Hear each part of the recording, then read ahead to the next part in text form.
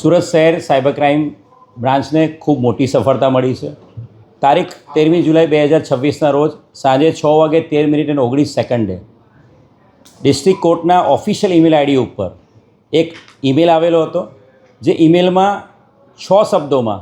કોર્ટમાં 5000 kilo RDX bomb, કોર્ટમાં 5000 kg RDX bomb એવો ઈમેલ મળ્યો હતો. બનાવની ગંભીરતાને ધ્યાને રાખીને તાત્કાલિક BDDSની ટીમ, ક્રાઇમ બ્રાન્ચની ટીમ, SOGની ટીમ અને લોકલ પોલીસ સ્ટેશન સહિત ઉચ્ચ અધિકારીઓ ડિસ્ટ્રિક્ટ કોર્ટ પહોંચી ગયા હતા અને પ્રોપર BDDSના માધ્યમથી આખું બિલ્ડિંગ થરલી સર્ચ કરવામાં આવ્યું હતું. સાથે સાથે સાયબર ક્રાઇમના DCP અને એમની ચુનિંદા અધિકારીની ટીમ પણ ત્યાં પહોંચી હતી અને ઈમેલ બાબતે તમામ ડિટેલ્સ જે ડિસ્ટ્રિક્ટ કોર્ટના જે ઈમેલ આઈડી પર જે ઈમેલ આવ્યો હતો એની તમામ ડિટેલ્સ મેળવવામાં આવી હતી. અને એ બાદ સાયબર ક્રાઇમના DCP Vishakha Jain, police inspector KP Gameti અને અમારી આખી ટીમ, સાયબર ક્રાઇમની ટીમ આ જે ઈમેલ આવેલો હતો એનું ટેકનિકલ એનાલિસિસમાં લાગેલી હતી અને સાથે સાથે બનાવ અનુસંધાને એક FIR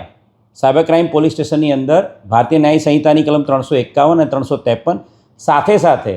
સાયબર ટેરરિઝમની IT એક્ટની કલમ 66F મુજબ ગુનો દાખલ કરવામાં આવ્યો હતો. અને એની અંદર આ ટેકનિકલ એનાલિસિસ અને સાથે સાથે જે ટેકનિકલ એનાલિસિસના અંતે પોલીસે જે થરલી હ્યુમન ઇન્ટેલિજન્સ અને વોચમાં રહીને સાયબર ક્રાઇમની ટીમે એક આરોપી, આ બોમ્બ થ્રેટનો ઈમેલ કરનાર આરોપી રમણ રામબાબુ સતન મિશ્રા એને પકડવામાં સફળતા મળી છે. રમણ રામબાબુ સતન મિશ્રા છેલ્લા 10 વર્ષથી સુરતમાં રહે છે. એ મુખ્ય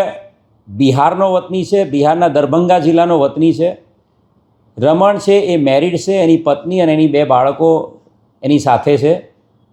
એ એના મોટા ભાઈ સાથે અહીંયા છેલ્લા 10 વર્ષથી રહે છે ને હીરાના અલગ અલગ પ્લેસીસ ઉપર હીરાના કારખાનાઓમાં મજૂરી કામ કરે છે. છેલ્લા 3 મહિનાથી એની પત્ની એની સાથે અહીંયા રહેવા આવી હતી 2 બાળકો સાથે બિહારથી, અને ત્યારથી ઘણા લાંબા સમયથી એ નોકરીએ હીરાના કામમાં મજૂરી કામ પર જતો નહોતો અને ઘરે બેસીને મોબાઈલ મારફતે એ YouTube અને Instagram પર રીલ્સ જોતો હતો. YouTube ઉપર જે ફ્રી વિડીયોઝ, ખાનસર જે એજ્યુકેશન ઇન્સ્ટિટ્યૂટ છે એના જે ફ્રી વિડીયોઝ છે એ વિડીયો મારફતે ઈમેલ, એ બધા ક્લાસીસ જે એના જે લેક્ચર્સ છે એ બધા જોતો હતો, જેના આધારે ઈમેલ યુઝ કરવાનું, સાથે સાથે આર્ટિફિશિયલ ઇન્ટેલિજન્સ પ્લેટફોર્મ કઈ રીતે યુઝ કરવું એ બધું જોતો હતો. અને ઇન્સ્ટાગ્રામની રીલો ઉપર જે અલગ અલગ જગ્યા ઉપર જે બોમ્બ થ્રેટના ઈમેલ્સ જે અલગ અલગ જગ્યા પર ગુજરાત રાજ્યમાં અને અન્ય રાજ્યોમાં જે આવેલા છે એની ઇન્સ્ટાગ્રામ રીલ્સે જોતો હતો. અને એનાથી પ્રેરાઈને એણે આ એક ઈમેલ પોતાના જ જે બિલ્ડિંગમાં રહેતા એક અન્ય વ્યક્તિ, એનો ફોન એણે વાપરવા લીધો હતો અને બિલ્ડિંગના ટેરેસ પર, કતારગામનું જે બિલ્ડિંગ છે કૃષ્ણકુંજ બિલ્ડિંગ, એના ટેરેસ પર જઈને પોતાના બિલ્ડિંગમાં રહેતા અન્ય વ્યક્તિ પાસેથી આ ફોન લઈને એણે એક આ ઈમેલ કર્યો હતો.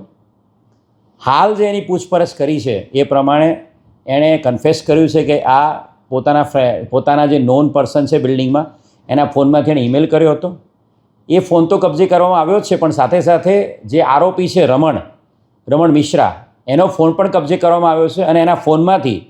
સુપ્રીમ કોર્ટના ઈમેલ આઈડી ઉપર ઈમેલ કરતો એક ડ્રાફ્ટ પણ મળી આવેલો છે. અને જેની અંદર એની પ્રાથમિક પૂછપરછમાં જે રીતે એણે ડિસ્ટ્રિક્ટ કોર્ટમાં બોમ્બની ધમકીનો જે ઈમેલ કર્યો હતો એ પ્રકારનો સુપ્રીમ કોર્ટમાં ઈમેલ કરવાની પણ એની તૈયારી હતી. એ જે સુપ્રીમ કોર્ટને જેણે ઈમેલ કરેલો હતો એની અંદર જે ડ્રાફ્ટ તૈયાર કર્યો હતો એમાં એક લાઈન એણે અંગ્રેજ હમારે કંટ્રી કો બરબાદ કરકે ગયે, અને ત્યારબાદ એની જે પૂછપરછમાં એવું કહે છે કે હું આ જ પ્રકારનો ઈમેલ કે ભાઈ અહીંયા RDX બોમ્બ મૂકેલો છે સુપ્રીમ કોર્ટમાં, એ પ્રકારનો ઈમેલ કરવાનો હતો. ખૂબ મોટી સફળતા બોમ્બ થ્રેટના આ જે ઈમેલ જે થયો હતો ડિસ્ટ્રિક્ટ કોર્ટ એને ડિટેક્ટ કરવામાં સુરત શહેર સાયબર ક્રાઇમ બ્રાન્ચને મળી છે. આરોપી કેટલો અભ્યાસ કર્યો છે અને આ મેલ કરવાનું કારણ શું? આ જે આરોપી છે રમણ રામબાબુ સતન મિશ્રા, એ બિહાર દરભંગાનો રહેવાસી છે. એના પિતા ત્યાં દરભંગા બિહારના ધનુવારા ગામમાં ખેતીકામ કરે છે, એની માતા ઘરકામ કરે છે. પરિવારમાં એ લોકો 2 ભાઈ ને 2 બહેન છે. એની બંને બહેનો છે ત્યાં બિહારમાં જ રહે છે અને 2 ભાઈઓ છેલ્લા ઘણા વર્ષોથી અહીંયા જ સુરત શહેરમાં કતારગામ વેડ રોડ પર કૃષ્ણકુંજ બિલ્ડિંગમાં રહે છે. આ આરોપી છે એ ઇનિશિયલી એના ભાઈની સાથે હીરાના મજૂરી કામમાં ને બધે જતો હતો અને અહીંયા ભાડાના રૂમમાં કૃષ્ણકુંજ બિલ્ડિંગમાં રહેતો હતો. છેલ્લા ઘણા સમયથી એણે આ હીરાના કારખાનામાં જે મજૂરી કામ કરતો હતો એ બંધ કરી દીધું છે. એના પત્ની જે છેલ્લા 3 માસથી એના 2 બાળકો સાથે અહીંયા આવે છે, એના 2 બાળકો છે, એક નાનું બાળક 8 વર્ષનું ને એક બાળક 3 વર્ષનું છે. એના પત્ની જ્યારથી રહેવા આવ્યા ત્યારથી વારંવાર એના પત્ની એને નોકરી બાબતે મજૂરી કામ કરવા જવા માટે પણ કહેતા હતા અને એ કશું પણ ઘરે કરતો નહોતો. બિલ્ડિંગમાં રહેલા અલગ અલગ લોકો પાસેથી ઇન્ટરનેટ માટે હોટસ્પોટ માંગતો હતો અને હોટસ્પોટનો ઉપયોગ કરીને સતત સોશિયલ મીડિયા ઉપર, યુટ્યુબ ઉપર અને ઇન્સ્ટાગ્રામ ઉપર રીલ્સ અને વિડીયોઝ જોયા કરતો હતો અને સાથે સાથે ઈમેલ કરવાનું, એઆઈ પ્લેટફોર્મ પર કઈ રીતે કન્ટેન્ટ બનાવવાનું એ બધું શીખતો હતો અને આખો દિવસ એ આ જ કામ કરતો હતો. અને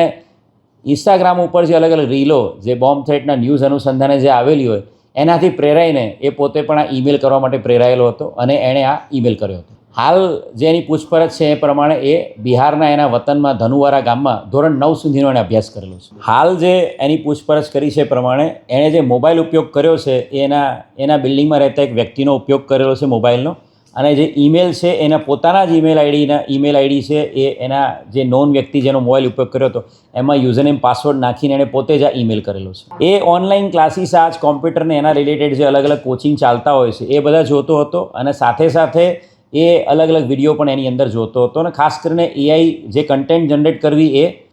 એની સાથે સાથે એને પોતાને કંઈક ઉપયોગ થાય, એઆઈ કન્ટેન્ટ જનરેટ કરવા માટે એને કંઈક નોકરી મળી શકે એના માટે તૈયારી કરતો. હા, એ ખાન સરના ક્લાસીસ, ઓનલાઈન ક્લાસીસ હોતો હતો એવું અત્યારે હાલ એની પ્રાથમિક પૂછપરછમાં જણાવેલ છે. એણે આખું અભ્યાસ કર્યો હતો, અલગ અલગ યુટ્યુબ પર અને ઇન્સ્ટાગ્રામ પર રીલ્સ જોયેલી હતી અને એને એવું લાગ્યું કે હું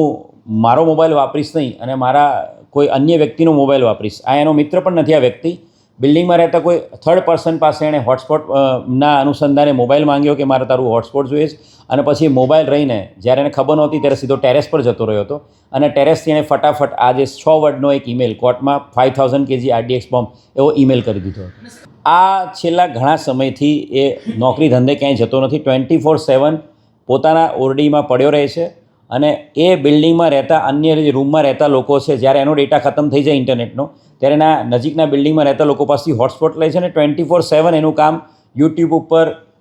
ઉપર વિડીયોઝ જોવાનું અને સાથે સાથે ઇન્સ્ટાગ્રામ પર રીલ્સ જોવાનું જ કામકાજ છે. અને એના કારણે જ એને આ ઈચ્છા થઈ કે હું પણ આ પ્રકારનો એક ઈમેલ કરું અને વાતાવરણ છે ભયનું વાતાવરણ છે કોર્ટમાં એ રીતે ફેલાવું. હા, એટલે હાલ જે એની પૂછપરછ કરી છે એ પ્રમાણે અત્યારે એવી કોઈ એને કહ્યું નથી કે ફક્ત કોર્ટને જ કેમ ધમકી આપેલી છે, પણ એણે એક ટ્રાયલ બેઝ ઉપર સૌથી પહેલો એને ઈમેલ કરવો હતો અને આ જ્યારે ઈમેલ કરતો હતો કદાચ એ અન્ય બિલ્ડિંગને પણ, અન્ય સરકારી કચેરીને ઈમેલ કરી શક્યો હોત, પરંતુ જ્યારે ઈમેલ કરી રહ્યો હતો ત્યારે ટેરેસ પર એક અન્ય વ્યક્તિની પ્રેઝન્સ પણ તરત જ આવી ગયો હતો અને ઉતાવળમાં એને જેની પાસેથી એનો ફોન લીધો હતો એ વ્યક્તિનો મિત્ર ટેરેસ પર આવ્યો અને એને જોઈ ગયો કે પેલા ફ્રેન્ડનો ફોન એ ઉપર લઈને આવ્યો છે અને ઉતાવળમાં કોઈ પણ લાંબો ઈમેલ કર્યા વગર ફક્ત 6 વર્ડનો એક ઈમેલ ફોરવર્ડ કરી દીધો હતો ડિસ્ટ્રિક્ટ કોર્ટને. એટલે બની શકે કે અન્ય બિલ્ડિંગો, અન્ય જે સરકારી બિલ્ડિંગોના જે ઓફિશિયલ ઈમેલ આઈડી છે એની પાસે હોય, પરંતુ એની પાસે ફક્ત 3 કે 4 મિનિટનો જે ટૂંકો ગાળો હતો એની અંદર ડિસ્ટ્રિક્ટ કોર્ટનું જે ઈમેલ એની પાસે અવેલેબલ હતું એમાં એને સીધો ડિસ્ટ્રિક્ટ કોર્ટને ઈમેલ કરી દીધો. એની પાસેથી સુપ્રીમ કોર્ટના પણ ઈમેલ એડ્રેસ મળી આવેલા છે અને સુપ્રીમ કોર્ટમાં ઈમેલ કરવા માટેનો એના પોતાના મોબાઈલમાંથી ડ્રાફ્ટ ઈમેલ પણ મળી આવેલો છે. હાલના તબક્કે એની પૂછપરછ એના ઓફિશિયલ 4 દિવસના, કેમ કે સાયબર ટેરરિઝમનો ગુનો છે, કોર્ટમાંથી અમને 4 દિવસના રિમાન્ડ મળેલા છે. એનું થરો ઇન્ટ્રોગેશન પણ કરવામાં આવશે અને સાથે સાથે એનું સાયકોલોજીકલ એનાલિસિસ પણ અમે આગામી દિવસોમાં સ્મીમેર મેડિકલ કોલેજમાં કરાવવાના છીએ, જેથી કરીને આ વ્યક્તિની માનસિકતા શું છે એના પર પણ અમે ફોકસ કરી શકીએ. Thank you.